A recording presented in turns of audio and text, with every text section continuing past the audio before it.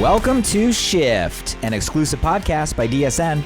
I'm your host, Blake Mallen, and this is where high-performing entrepreneurs and experts share their most powerful shifts in mindset, skill set, and strategy to help you accelerate your business and amplify your impact. I challenge you to be present, open your mind, and let the shift begin.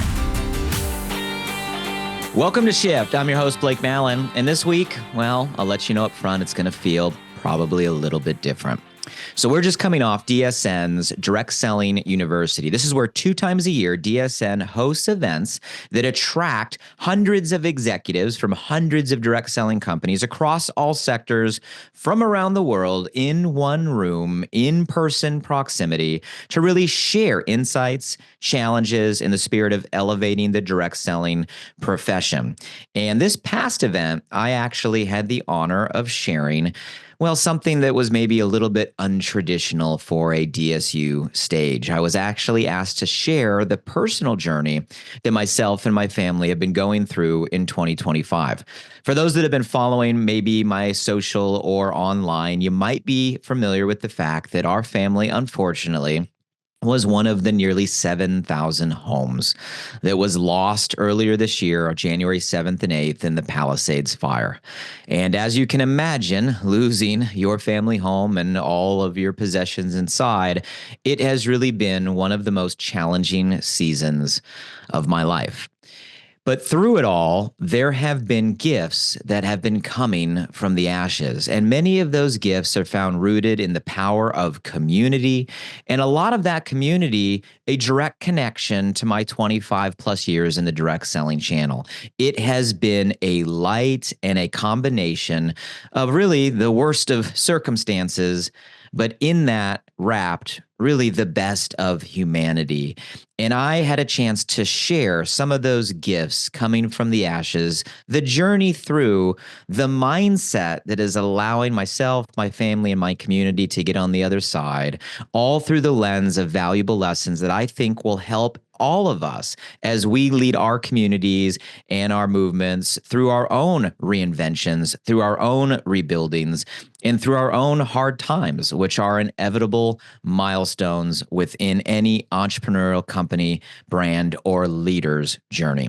So with that, please be a fly on the wall inside this live session recorded at this past DSU event as I share a little bit of my journey and the gifts from the ashes. I hope you enjoy.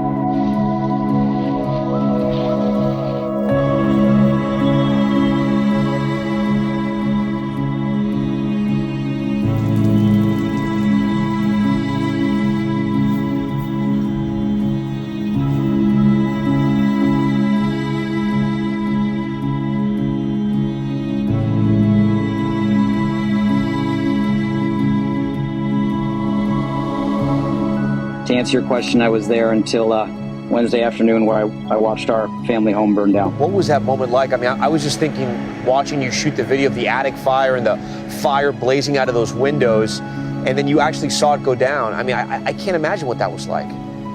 It's you can't explain it. I mean, it's surreal.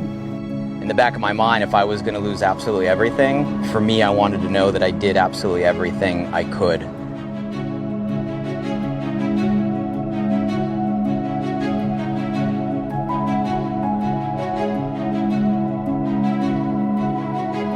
So let's welcome Blake Mallen to the show now. I've lived in California my entire life. I'm a SoCal native, and it was Armageddon. It was absolute hell. Yeah. I mean, it looked like a movie.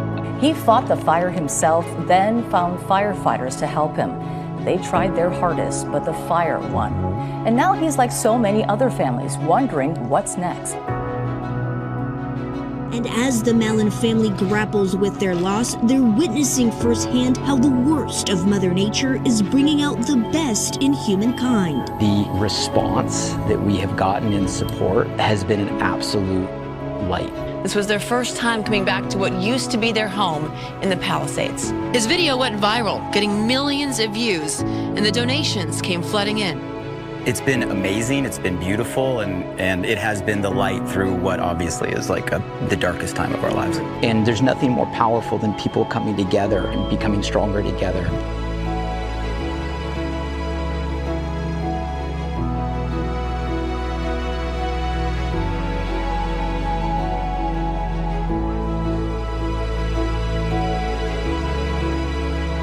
Well, thank you for sharing, and I'm so sorry for you and your family. Yeah. But I am taking heed to what you're saying. Yeah.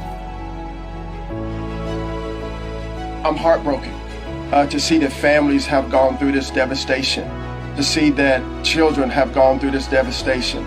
It saddens me, and it does, break my heart to see the devastation. But as I have said before,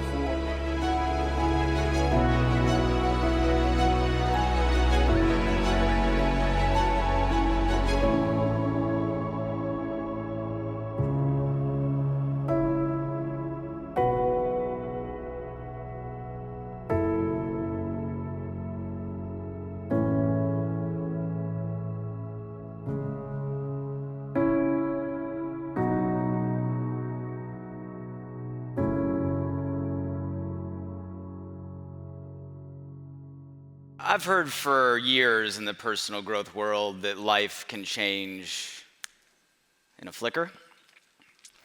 I now really know what that means. Woke up January 7th, totally normal day. Was on a Zoom call with my business partner when my wife came running in saying there was a fire getting close. By January 8th, as you saw in the video, everything changed.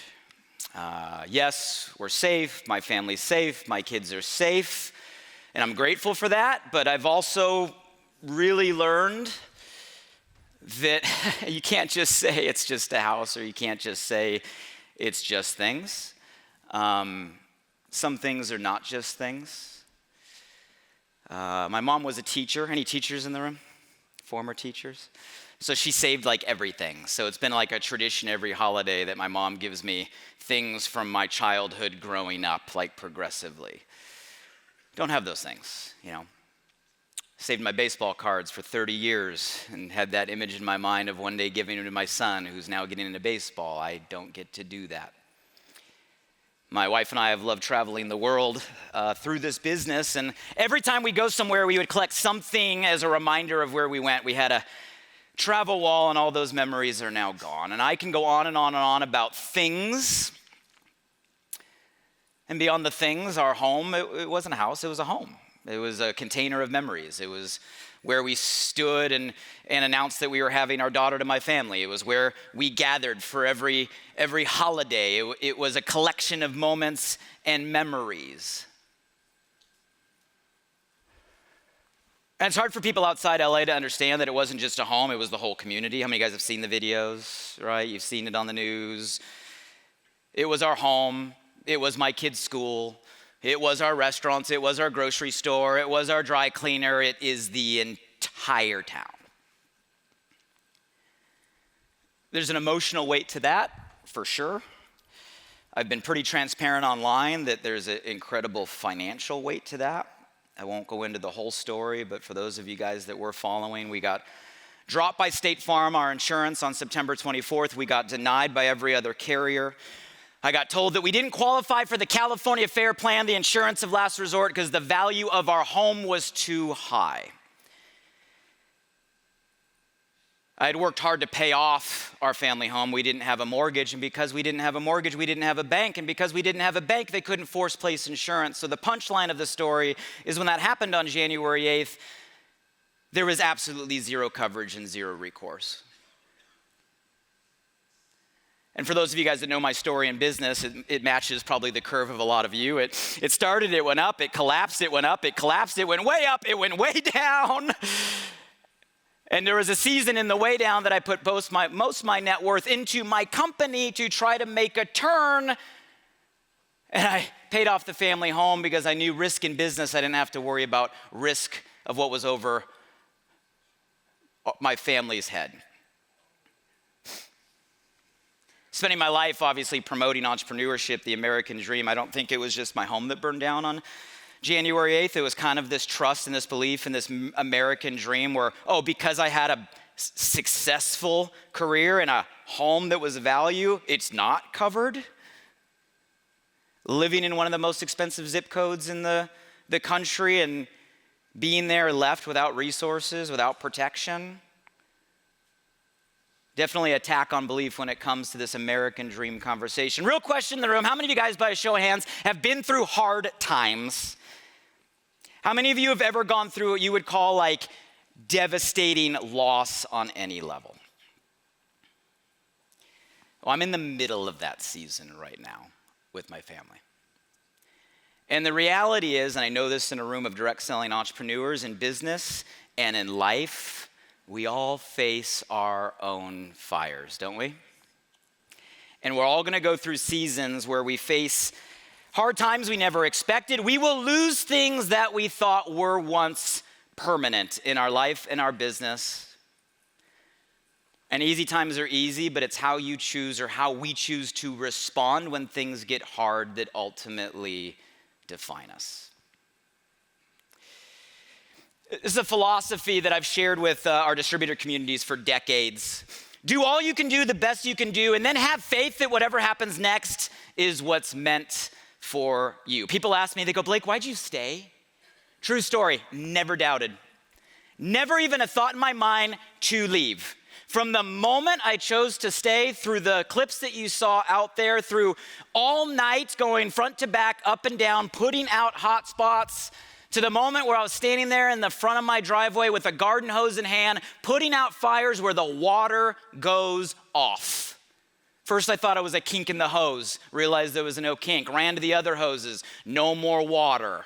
In the middle of what looked like an apocalyptic firestorm, literally flying embers launching off the mountain behind my house. To running around that night trying to find firefighters who also had no water, that couldn't do anything. All the way to the moment you saw on there where I found firefighters to do an ultimate stand. Never in any of it did I think we were gonna lose a house. Not a single moment did not cross my mind. How many of you guys saw the clip where it was the firefighter poking the ceiling and the flames coming out? You guys catch that clip? Right? So it wasn't until that moment where I was watching that happen, where that guy turns to the other guy and goes, we gotta make a shift and start helping him get everything else out of here. It wasn't until that moment where I was like, this is not gonna end the way that I thought it was going to end.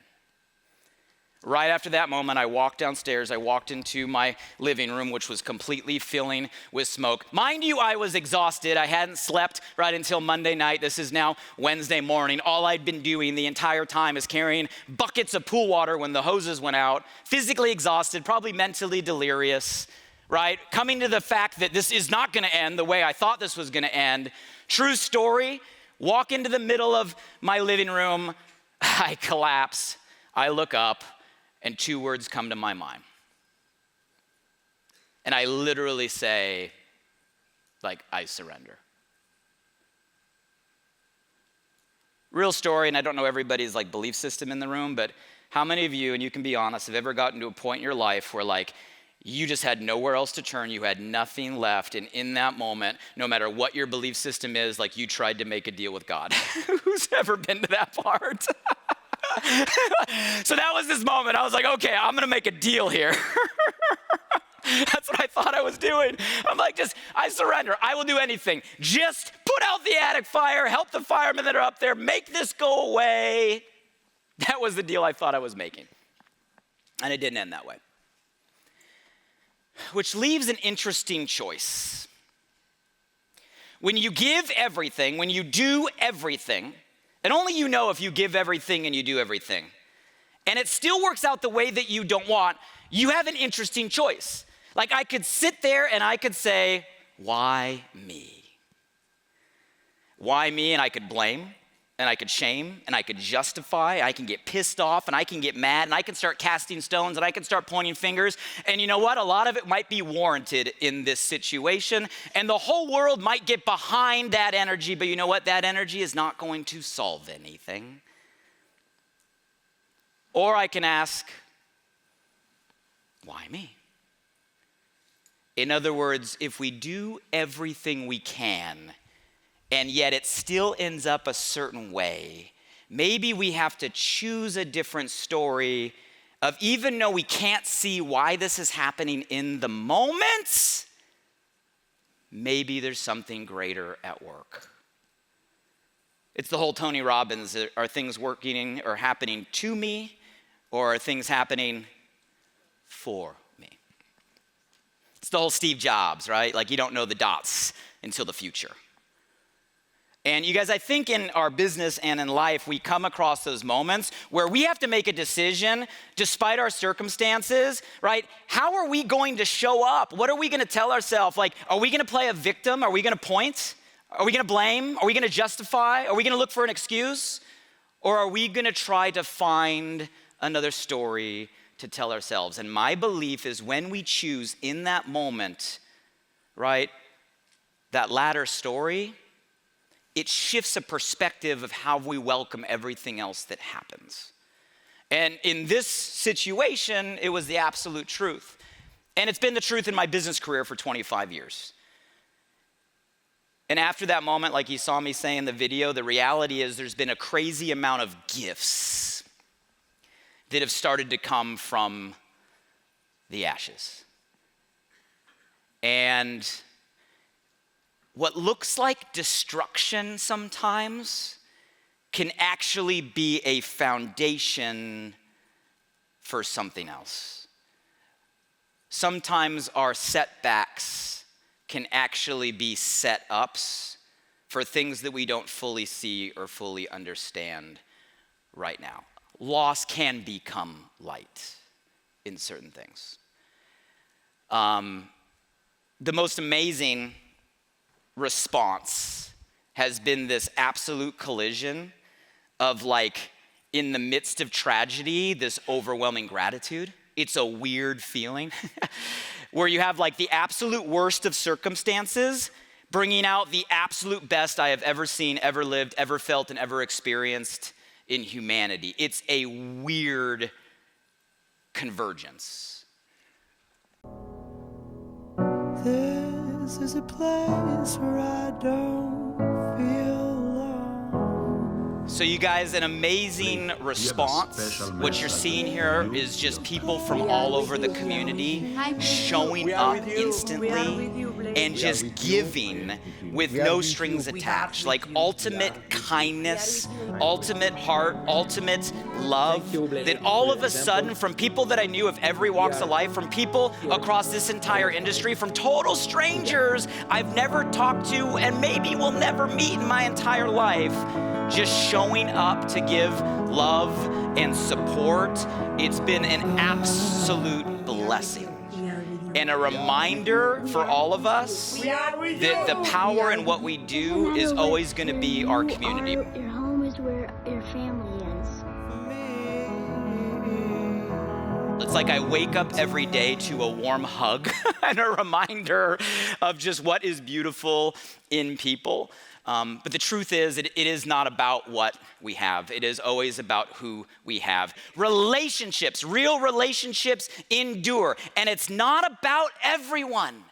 You don't need everyone. You just need to realize who is actually with you and who is actually for you. And you need to put your energy into the people that matter. And you guys, I've said this my entire career, but it's never been as prevalent, as apparent, or as deep as it is for me the last couple months. And that is what we do. It's the heart of what we do. My Instagram, my messages, my text started filling with stories. Crazy stories. Tens of thousands of messages.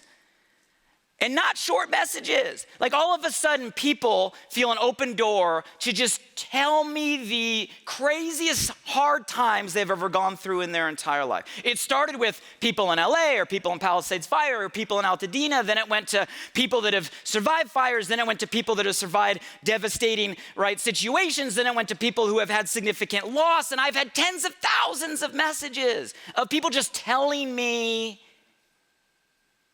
their hardest times, their biggest loss, their most difficult moments.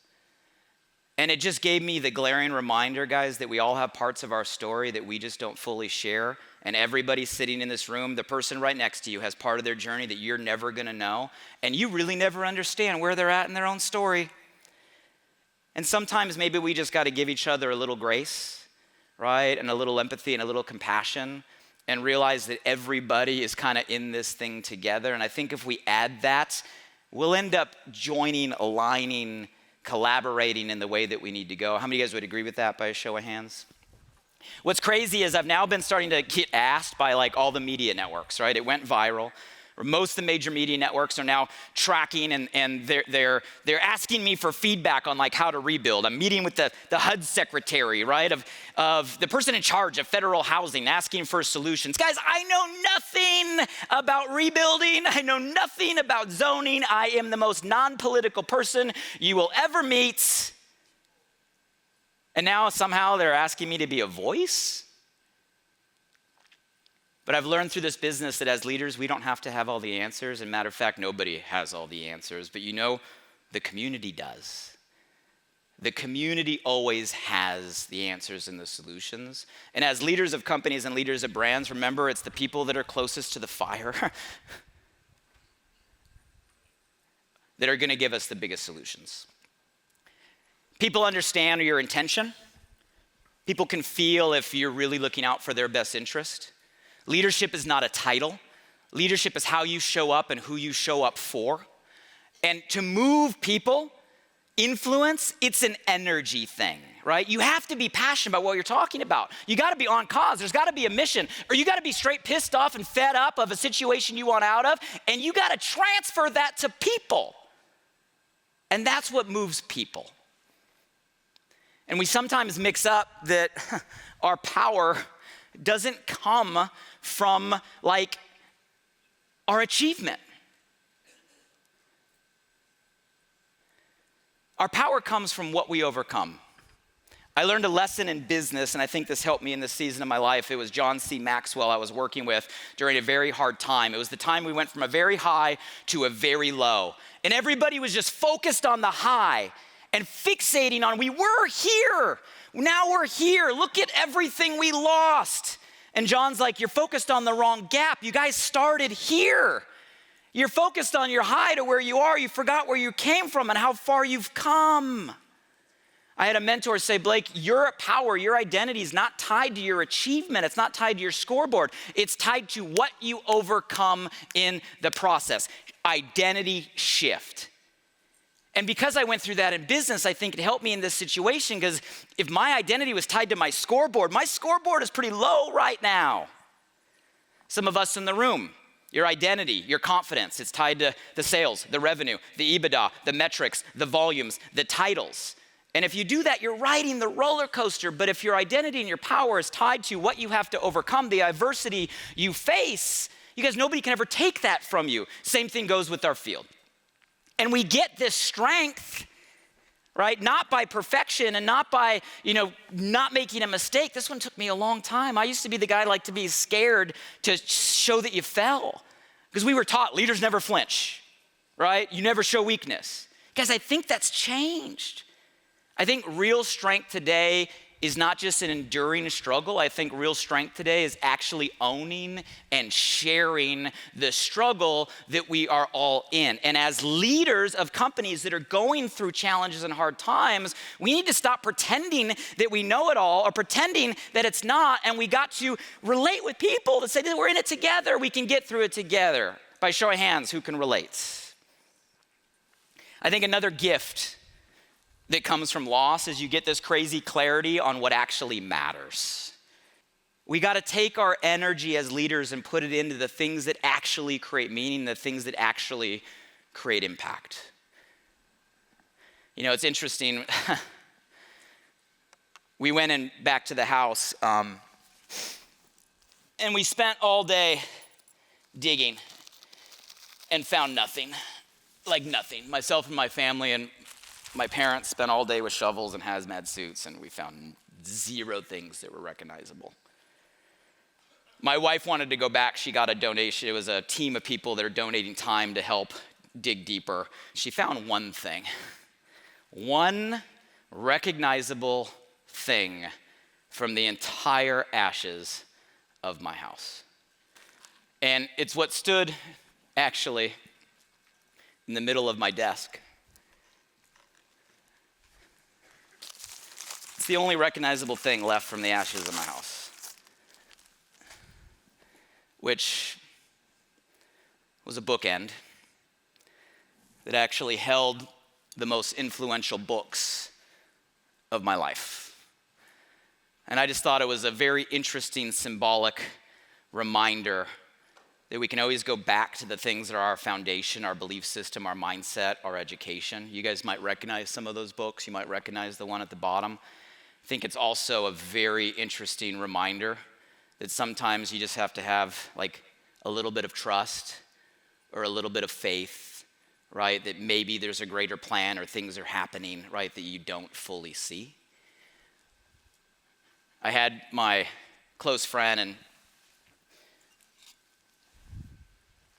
pastor of Bel Air Presbyterian come over and just spend some time with me, and I'm not going to share the entire story, but he shared with me a biblical story, a biblical verse that's all around kind of the book of Esther. Some of you guys have probably heard the line. I'll give you the punchline, right? And the punchline is about the story of this lady that went through a normal life that gets positioned as a queen. And she's sitting there and questioning, like, all of a sudden I'm in this position, like I'm not ready for this position. It's like the old ancient imposter syndrome. Like, I don't know if I can do this.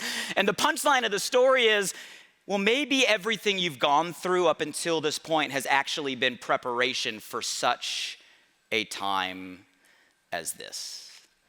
And that's been ringing in my head ever since that conversation, for such a time as this. Hard times are going to be part of the journey. Our circumstances, what we go through, is not what matters. It's how we choose to respond and the story we choose to tell ourselves when we're in those moments. When you're in hard times, and some of us in the room I know are there right now, lean into your community. Give them some empathy. Understand the answers are there and we're in it together. Those closest to the fire have the solutions. Don't attach your identity to today's scoreboard. Today's scoreboard doesn't matter. Understand what you've gone through to get to this place. Find strength in your vulnerability, sharing the struggle. Put your energy into what matters. And have some trust. Call it faith, that just maybe every single one of us in the room and all of our experiences and all of our dots and everything up until this point, for you as an individual, for your team as a company, or maybe even all of us as an entire freaking channel, just maybe, all of this has been preparing us for such a time as this.